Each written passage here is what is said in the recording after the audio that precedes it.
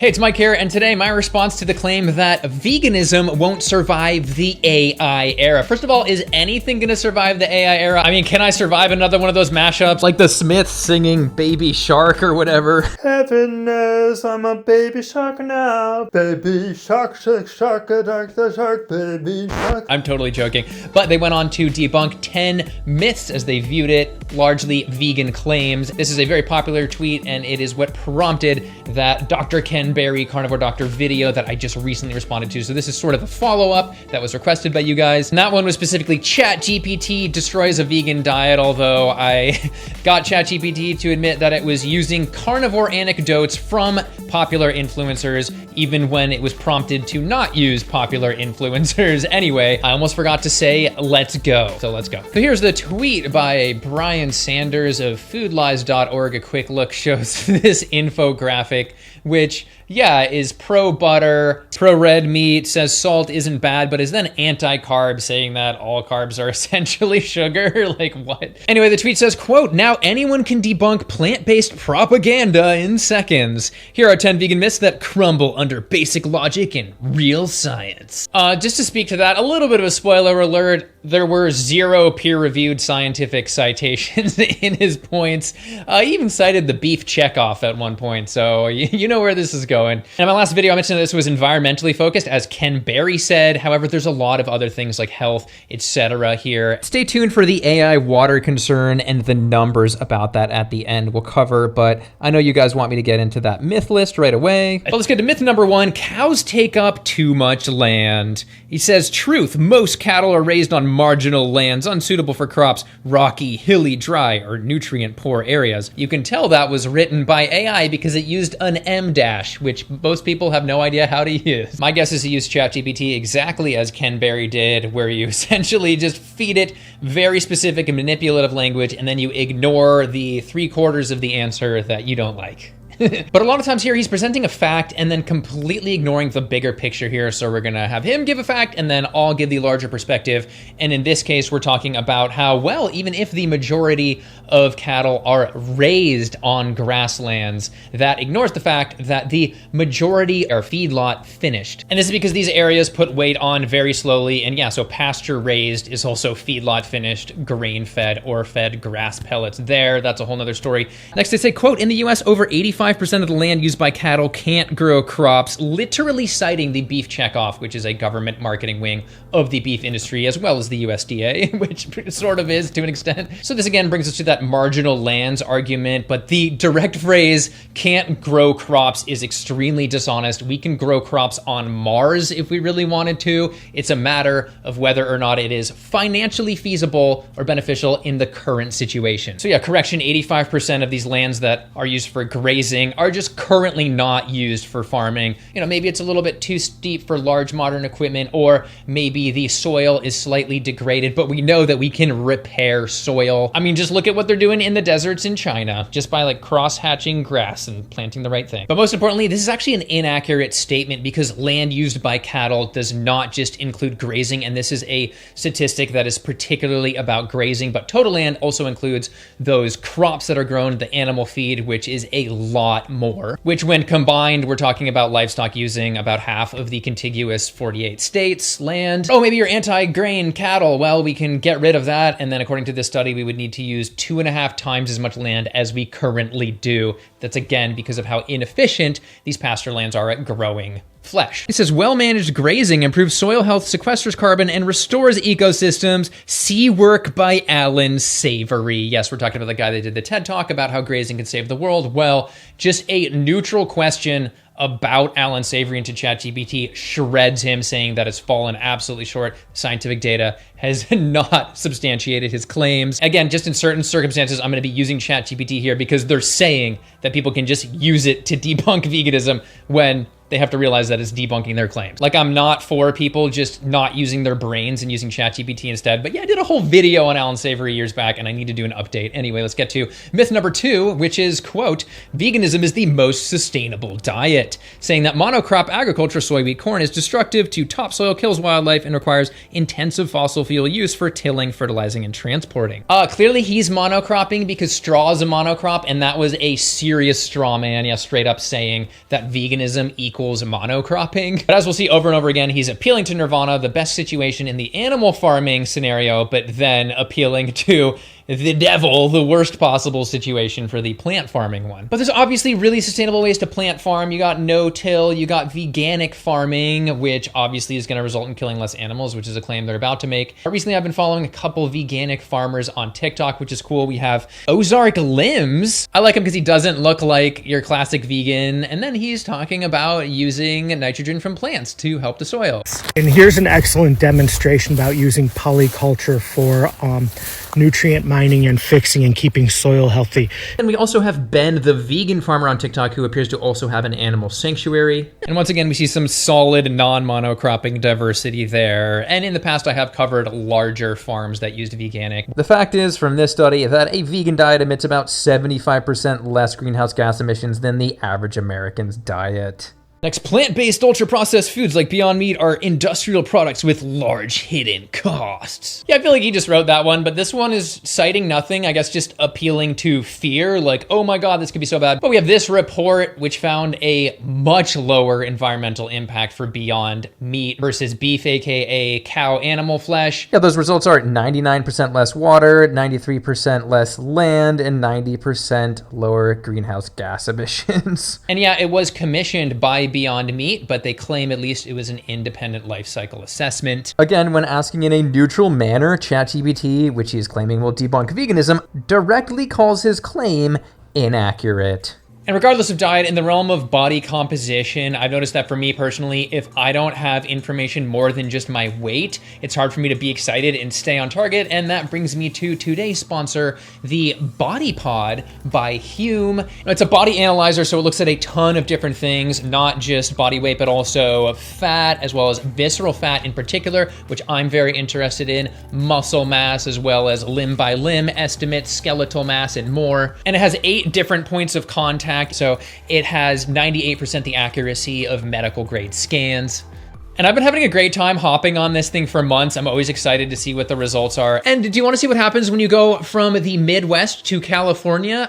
This is what happens. And then you decide to return. Yeah, then it goes right back up. And yeah, I think especially over the course of aging, visceral fat and skeletal mass are really beneficial to track over time. And you can of course check your results on their app, which also gives you AI-powered actionable insights. You can help reach your goals. And we have a discount here. Using the code Mike the Vegan, you can stack discounts for a total of 50% off the Body Pod. However, that code is only available for the next 7 days. And by the way, it's also HSA/FSA eligible if you have that. All right. Generative animal agriculture builds soil, supports biodiversity, and can lower net emissions. Notice how it said lower net emissions, which would be from animals, as opposed to actually sequestering carbon as a system, which you can much more easily do in a plant-based system. But if there's anything veganism might not survive, it's the post-fact era in which you just don't need to cite anything for your claims after directly saying that they're scientific. All right, myth number 3, humans are naturally vegan. Anthropological and evolutionary evidence shows humans evolved as omnivorous hunter-gatherers heavily reliant on animal foods, and that the human brain's expansion coincided with meat consumption. I'm gonna go ahead and say that most vegans don't actually claim that we were vegan throughout human history. It's pretty obvious that we had no ethical reason to do that. However, I stand by that we were much more plant-based than people make us out to be, especially through our old archaeology where we really just had bones and we couldn't look at things like fossilized dental plaques, where we're seeing more and more plants, as well as new analyses of sites. In particular, this one that shows that as our brain was increasing pretty rapidly, they still just saw sort of a flat lining of these animal bones at sites. But the main point is that it really doesn't matter what we were as long as we can be vegan now. I mean, just look at pandas. They came from a meat-eating ancestor and they're just chewing bamboo now. life's good. They say many nutrients like B12, heme iron, DHA, K2, creatine are either absorbed or poorly absorbed from plants. This myth almost gets directly repeated for myth 7, which, you know, you can't keep track of copy and pasting from ChatGPT that easily, but they say, quote, myth number 7, you can get everything you need from plants. And this is where I did respond essentially directly to this in the Ken Berry video, so you can watch that for a more in-depth one. But really quick, they've multiple times now cited K2, but from this German study from 2023, we can see that vegan levels of K2 are equivalent for MK4, but higher for MK7, K1 levels also higher. So, and our body actually does make everything else there except for B12. All vegans are told to take B12, and that's another conversation of where we could have gotten it naturally or not. But yeah, I'll say it again, the aquatic plant duckweed does have enough bioactive B12 to meet needs, and there are plenty of other like fermented plant sources, etc., that can do that. However, I would not rely on it. There's no benefit of relying on it. Keeping with number 7, they say bioavailability of plant nutrients is much lower due to anti-nutrients like oxalates and phytates. Do I need to cite the study again showing that a simulated vegetarian digestive system degraded up to 100% of the phytate? And in terms of oxalates, the majority, 60 to 80% of the oxalates within the body are actually byproducts from your liver. People are made paranoid about things like rheumatoid arthritis with oxalates, yet meat is associated with rheumatoid arthritis, like from the study, twice the risk with higher meat consumption. Protein quality in plants is inferior, which is why vegan athletes often struggle to build muscle without protein powders and additives. It's funny, Ken Berry said that almost verbatim, but he didn't necessarily credit that or quote that. But yeah, we now have study after study after study showing that plant protein is equivalent to animal-based protein in terms of muscle protein synthesis. And then let's just rapid fire myth number 4. Meat causes heart disease and cancer, saying this is epidemiological. It could be, you know, confounding variables, but controlled trials do not support the idea that unprocessed red meat causes disease.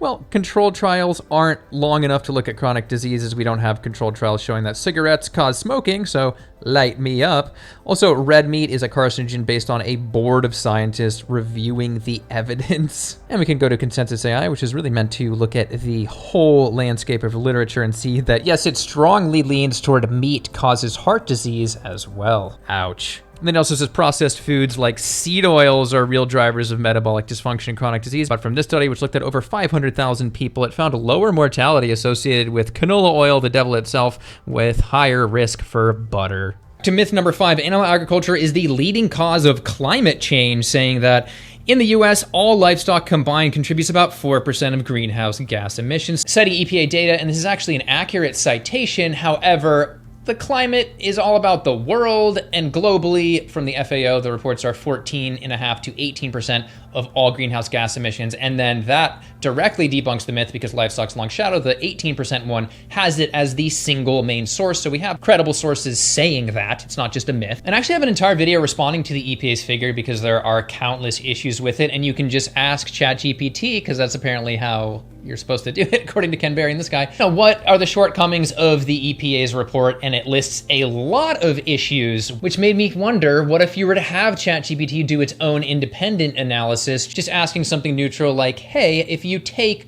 the consumption of meat in the US and then you multiply that by the emissions of each of those types of meat, what are the total emissions? And it found that it was nearly double what the EPA said. And one of the criticisms of the EPA findings were that it was over 100 years when methane has a major effect here. And a more appropriate timeline could be 20 years. And in that case, it says approximately 15% of the US's greenhouse gas emissions come from livestock in that time frame. In addition to how they looked at direct emissions only in the EPA report, and they ignored sort of full life cycle emissions as well as land use and how you could change land's use to be sequestering carbon by planting trees or rewilding prairies, etc. Starting to wonder if meat is going to survive the AI era, because if you actually prod at any of these questions, it seems that they're just debunking his claims. As methane from cows is part of a natural cycle, unlike fossil CO2, methane breaks down in approximately 10 years and is reabsorbed by the same grasslands cattle graze. Doesn't matter if it's natural, the cow or cattle population on Earth is now 1 billion, far, far exceeding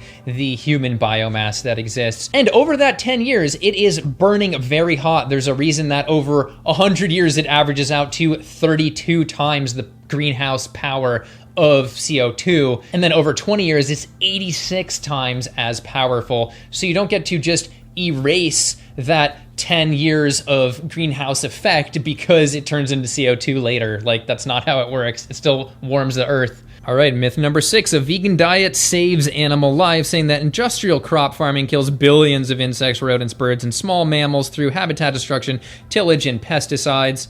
But again, animals eat between a third and a half of our grain, and those are, again, monocropping systems. So you're killing all of the animals behind the animal that you directly paid to kill and eat. In that case. It says, quote, some researchers estimate more animal deaths per calorie in monocropping than in well-managed grazing systems. Some researchers, absolutely no citation. I think he meant some meat enthusiasts claim. Again, comparing the best theoretical animal farming practice where there was no deforestation for that or anything to the worst plant-based farming practices. But can you imagine if people actually were going vegan? And actually were farming, these veganic farmers like the ones I showed you, would they allow that many deaths? Their main goal would be to lower deaths. Zooming right on to myth number 8, beef uses too much water, saying over 90% of the water used for beef is green water, rainfall that would occur regardless. And that the water is not diverted from human use or irrigation, but almonds, avocados, and soy often use far more blue water per calorie. I think he got this directly from that What I've Learned video that I responded to in the past talking about green water. People act like green water is some unlimited resource, but the reality is that green water on the land that it is a valuable resource. And when you decide to use that for beef farming, for example, which is so inefficient, you are throwing away. There's an opportunity cost. You've lost an ability to make more calories and more protein per acre using plant farming. And in particular, looking at a couple studies here, we're talking about the green water footprint of beef being 103 liters per calorie, when cereals and legumes land at about 7 to 15 liters per calorie. So we're talking about, you know, like 5 to 15 times the amount of green water usage for beef than plants. And he went after almonds, so let's just once again go back to this chart here, which shows that almonds use less water per cup of milk than cow's milk does. Ouch. Myth number 9, spinach is a great source of iron, saying spinach contains non-heme iron, which is poorly absorbed by the body, saying it's also high in oxalates, which bind minerals and block absorption. But that heme iron from red meat is far more bioavailable and effective at preventing iron deficiency, and that you'll need to eat pounds of spinach to get the iron in a small serving of beef or liver. This is where we just need to put it into perspective. Can vegans get enough iron? That is the concern here. That is what's going to destroy veganism. But from studies like this, vegans don't seem to have a higher rate of iron deficiency than meat eaters. Even a recent study found that vegans absorb more iron from plant-based sources, and that from that same study, their iron levels trended like 25% higher in terms of ferritin stores, which is one of the best metrics of iron stores. So the argument here is getting weaker and weaker every day against vegans. In addition, the heme iron that he's giving an exalted status is one of the reasons that processed and red meat are class 1A and 2A carcinogens. According to the WHO, it can create oxidative stress, potentially damage the lining of the colon, and fuel mutations and colorectal cancer. All right, myth number 10, you don't need to eat collagen. Your body makes it. But the truth is that the body can't make collagen without enough glycine, proline, and hydroxyproline, mostly found in animal tissue. He said he was all about the science. Well, from multiple studies now, we can see that the glycine levels, the amino acid of concern here, the main one in collagen, is higher in the blood of vegans. We have the Stanford twin experiment showing that their glycine levels were higher, and then we also have Epic Oxford data showing the same thing. And that study also particularly found that the proline levels were statistically equivalent. And once again, that's because the bile-loving bacteria that is cultured from eating a lot of animal fat, eats up all the animal fat, also sucks up glycine and just ruins it so that you can't use it if you're eating a lot of meat to the same extent. And that's why vegans can get higher levels despite eating even a bit less. But to close up the environmental concern, the last thing I did, which I probably should do a whole video on, was just ask ChatGPT, because that's what these guys are doing, if you were to have 3 Earth scenarios where the entire planet of humans change their diet, one in which everyone's diet stays the same, one in which the entire planet goes vegan, and one in which the entire planet of humans goes carnivore. And the results were honestly even worse than I thought for carnivores. Yes, it straight up says that the vegan planet is the winner. Yeah, not only does science say that his claims are wrong generally, but also AI debunks his claims. But let me know if you want to see a video on those 3 different planet scenarios asking ChatGPT that. And now to those AI water use concerns. Again, I don't support, like for example, Elon's Grok power plant right next to all those vulnerable people in Memphis, things like that. But there's been a lot of talk about water use with AI AI, and I just wanted to put something into perspective really quickly. This study from the University of California looked at this and found that for every AI large language model prompt, you're using about 500 milliliters of water for 20 to 50 prompts. We can average that out to 35, and then for a single prompt, we're talking about 14 milliliters, or just 1 tablespoon of water. A hamburger uses an estimated 400 to 600 gallons of water, depending on the source, which is a crap ton more. Specifically in the same units, that's nearly 2 million milliliters of water. My point is that, yeah, I do about 5 or 10 prompts within this video, but if that can prevent one person from eating a hamburger, then theoretically, mathematically, we're saving hundreds of gallons of water. So in the end, it's funny how nearly every claim that he made was the same type of bogus claim that I've heard before the AI era began, and that's because he probably just went in and once again sort of cooked the answer. You know, went and asked, what is a shortcoming of the vegan diet, and then erased the part that was positive for a vegan diet, and then just copied and pasted it here, whether it was environmental or whether it was health-wise. And of course, again, if you want to check out that Human Body Pod, track your body composition, make some gains, you can click the link below and use the code MikeTheVegan for up to 50% off between those codes, and it's only for 7 days. So yeah, let me know down below what you think about all of this. I know people are probably getting annoyed that I'm talking about AI this much. Oh well, it's really relevant. And of course, feel free to like, subscribe, all that good stuff, and I'll see you in the next one. Thanks for watching.